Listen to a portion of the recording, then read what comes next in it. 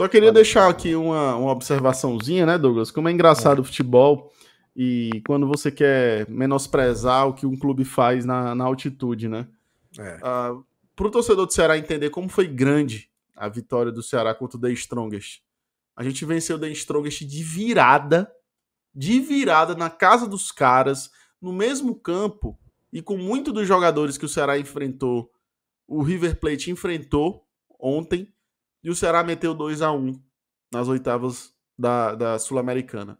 Ontem, o River Plate tomou 3 de um time basicamente o mesmo que jogou contra a gente, e tomou 3, tá? Aquele Trivério que jogou contra a gente nos 2 jogos, marcou 2.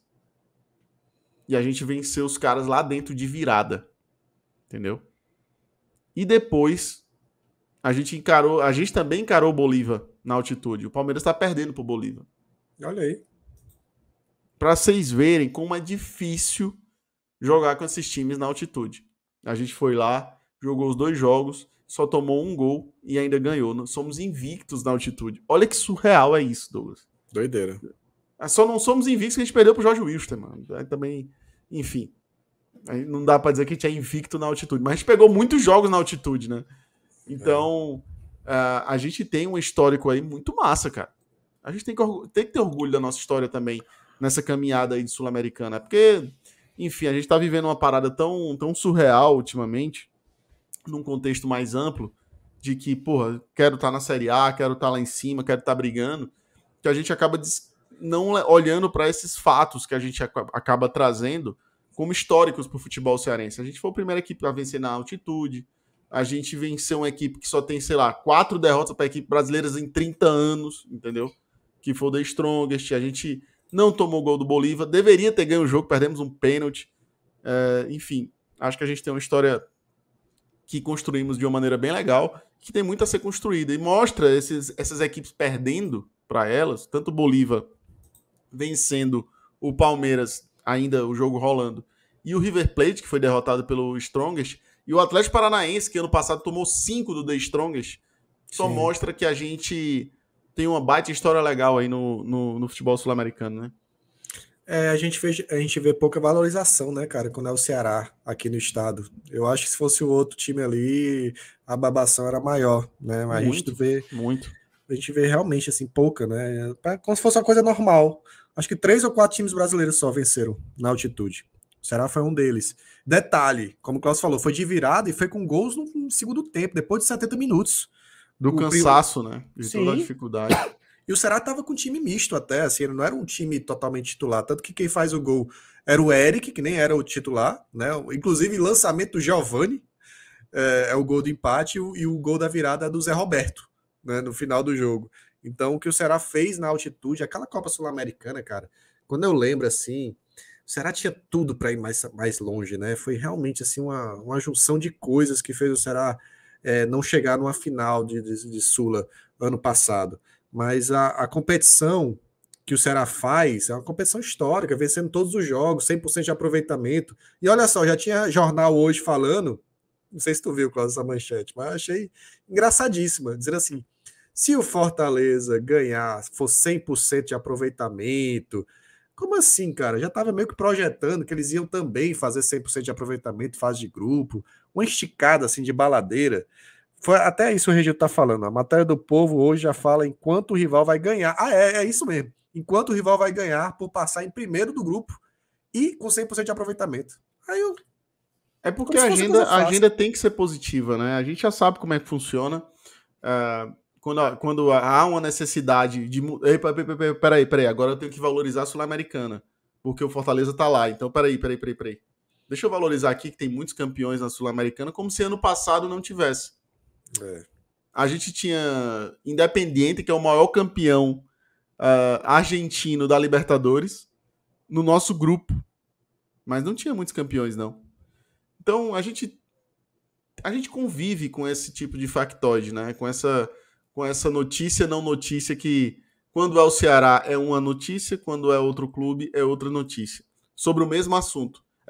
É porque é muito fácil você mudar a perspectiva de onde você está olhando para o mesmo assunto. Quando convém um assunto aqui se tornar valorizado, legal. Quando o clube veste preto e branco, não é tão legal, não. É assim, sempre foi assim. Historicamente, sempre foi assim. Eu não sei se é consciente ou inconsciente, mas que parece ser consciente, parece. Mas há uma tendência muito clara a isso. E aí, obviamente, vai cair naquele conceito de coitadismo, de mimimi, que é frescura, que é não sei o quê. Só que eu tô acompanhando o futebol cearense há muitos e muitos anos. A gente sabe como é que funciona. Eu nem me desgasto mais, eu só estou trazendo relatos aqui tão óbvios quanto a luz do sol, entendeu? Então, eu particularmente já não me desgasto mais, porque não adianta, né? Só quando foge da curva. Quando é algo absurdo, aí eu foge da curva. Mas nem me surpreende, a imprensa daqui hoje está valorizando a Sul-Americana, dizendo que tem muitos campeões, tem muitas equipes tradicionais, como se ano passado não tivesse, né? E isso não foi falado em momento algum. É só ver como foi tratado, alguns jogos aí de maior jogo do século, e jogo de não sei o quê, e quem ganhou o jogo do século foi a gente, entendeu? Foi só um jogo contra um time argentino, um dos maiores do futebol sul-americano, mas quem ganhou foi a gente, entendeu? Não, assim, tudo bem, não precisa valorizar a gente não, mas vê o que foi falado depois daquele jogo. Parece que foi um jogo qualquer. Na imprensa cearense, parece que foi um jogo qualquer. Parece que a gente ganhou do Calouros do Ar. Se fosse outra equipe daqui, era outra parada. Vê se o Fortaleza ganhar do São Lourenço lá na Argentina. A parada vai ser outra. A forma de lidar vai ser diferente. Sempre foi assim, cara. Sempre foi assim. E só para completar, né, Klaus, você falou aí que em relação a times de expressão, ano passado eu estava pesquisando aqui, tinha Defensa e Justiça, que já foi campeão, né? Independente, tinha Lanús, Racing, tinha o Santos, tinha Internacional, tinha São Paulo. Então, cara, Fluminense. O Fluminense tinha também? Tava. O Fluminense tava. Eu não lembro. Foi eliminado, ele ganhou até de 11-0 aí de um time, mas foi eliminado na primeira fase. Pois é. E, enfim, teve o finalista também, que foi campeão, o Independente. Red Bull Bragantino tava também. O Independente... Como é que é o nome do time que foi campeão? Agora esqueci. Del Valle. É o Del Valle, né? Foi o Del Valle que foi campeão. Enfim, né? E que ganhou a Supercopa do Flamengo, campeão da Libertadores. Diga-se de passagem, né? Somente. Inclusive, nesse dia 5 de abril, fez um ano, tá, galera? Do jogo Ceará Independente no Castelão, tá? Que foi 2-1 pro Ceará, para quem tá com saudade. E eu, assim, não é que a gente fica olhando para trás e tal. Quando eu olho para trás, eu olho o que o Ceará fez, aí é que dá vontade de voltar à primeira divisão, de voltar para a Sul-Americana. É isso que a gente tem que pensar, sabe? É esse que tem que ser o nosso pensamento, cara. Então, é bom relembrar isso e é bom a gente ressaltar o que o Ceará fez em 2022 nessa competição, para que o Ceará volte, e volte mais forte, e volte sabendo que é possível ir mais longe.